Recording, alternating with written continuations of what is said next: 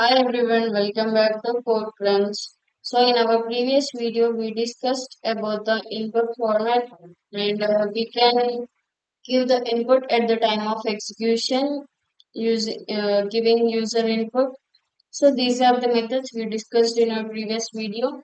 So in this video, we are going to discuss about the output format using of print function to give a same output in different using different formats. Let's see about the normal form, how we give a text and variables together in the print function. A equals to 10, B equals to 20, and I'm going to use a string equals to hello. So I want to print these three variables together inside a single print statement, and I need a text for this also. Print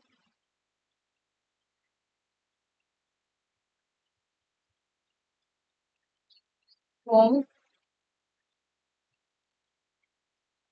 we write A equals to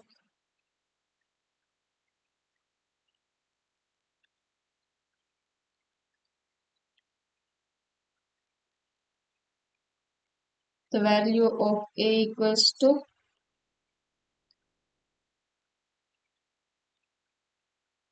and we write a variable, then we use the text again, B equals to, then the value of B, then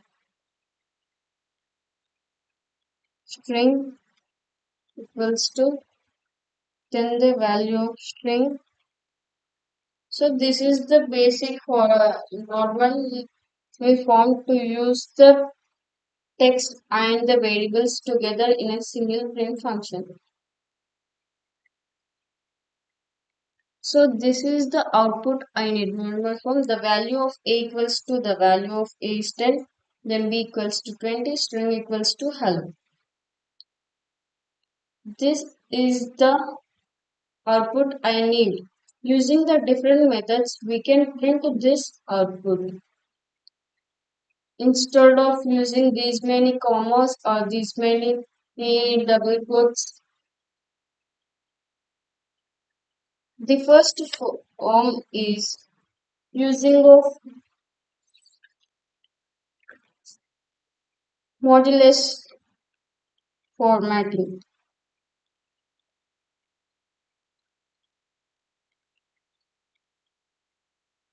So this is the first form of using the modulus inside the print function. So in this method for printing of integer value,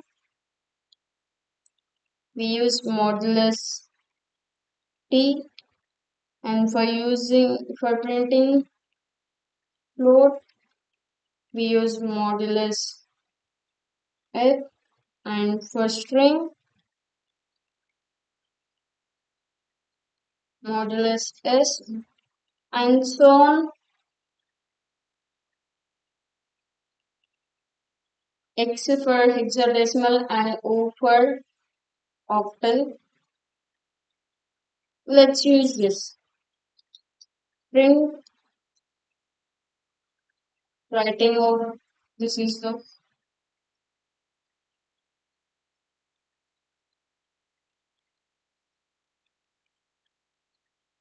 modulus format.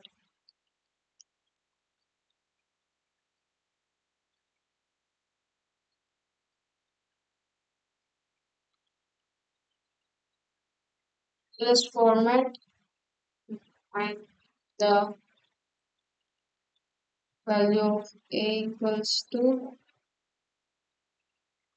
So in this, for printing of integer value, we use the modulus t. Then b equals to, the b is also having the same integer value, so we use the modulus t. Then for string, for printing the modulus string, we use the modulus s.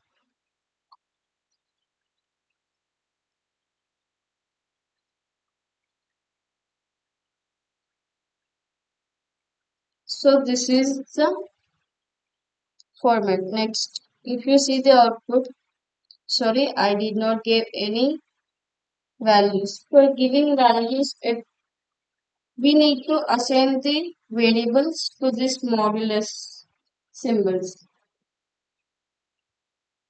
Out of the double quotes, again take the modulus symbol and a parenthesis and the variables we want to give a, b, and string. So these are the variables I'm going to give in this sentence. This is a, b, and the string. Let's see.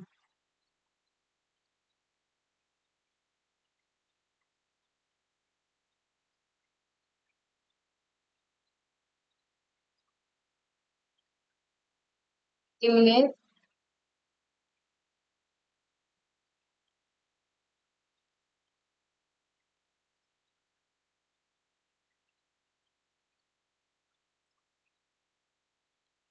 So this the value of a equals to 10, b equals to 20, and string equals to hello.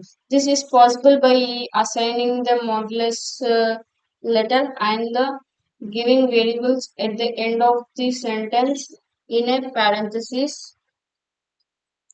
This is the modulus formatting. But it is difficult to remember what type of value we gave in the uh, text or what is the value I gave, or we may confuse it giving this modulus d or x or s or f. So we use the without using this d and short form for data type. Is any method? Yes, there is a method called string format.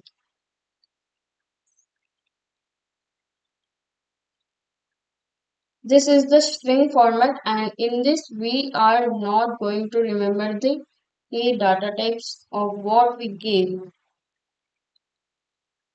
Let's use this.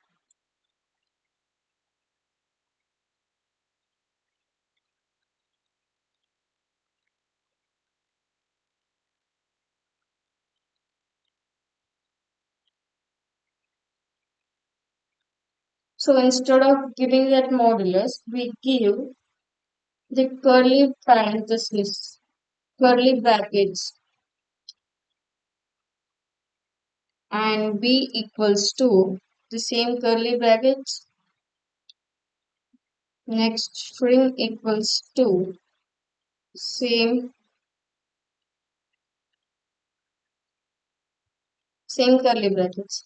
But what are the values we need to give at the place of the curly brackets? So these values are assigned at the last of the double quotes, that is by using dot format and take a parenthesis. So now same as the above, giving the variables,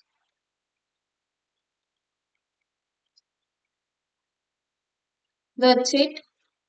Without using the symbols or the letters, directly gave the empty parenthesis at the end of the is text. We gave the variables. So let's see the output. Yeah, this is the normal form. Let's take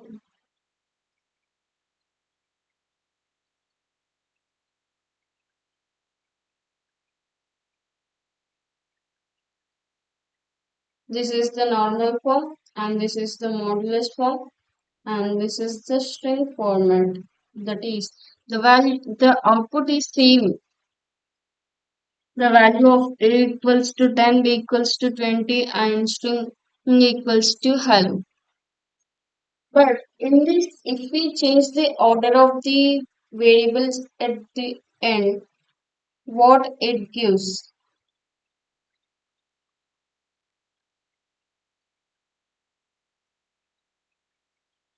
Does this give the same values what we used in text?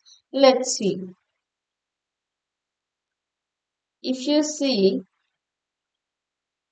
this is the string format and a equals to 20, b equals to 10. But the actual value of the m is a equals to 10, b equals to. So if the order is missed, the values are changed.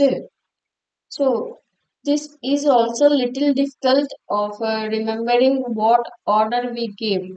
This is a single line, so it is easy to remember. But when we use more or multiple lines in a print statement, it becomes more difficult to remember the positions of the variables and what we need to give at the end value. So, to avoid this, we have another method that is called F format. Let's write and discuss about the format. For writing F format, we give F and then the double quotes. In this, let's write F format,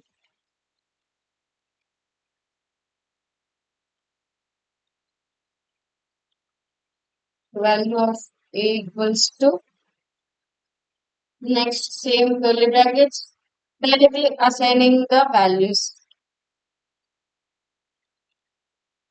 Next B equals to curly brackets, directly assigning the variables at the place itself. Next string, curly brackets, and giving the string value. That's it.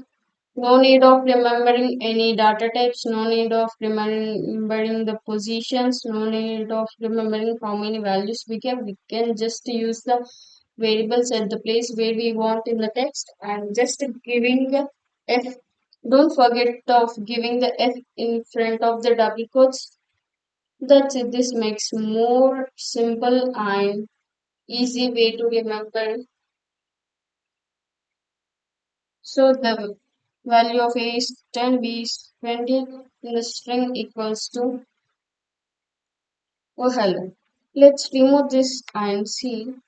Does this four methods print the same output?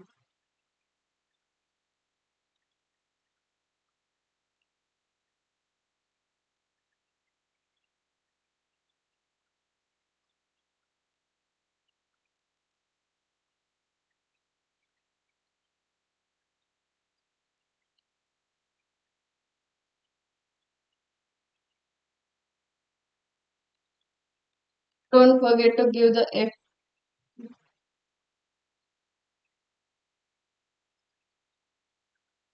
So if you see, let's remove this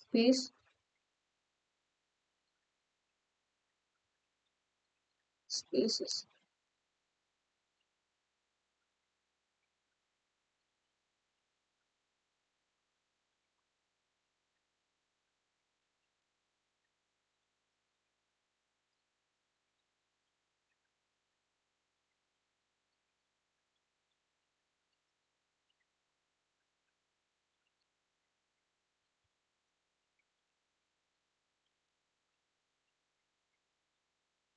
Yeah.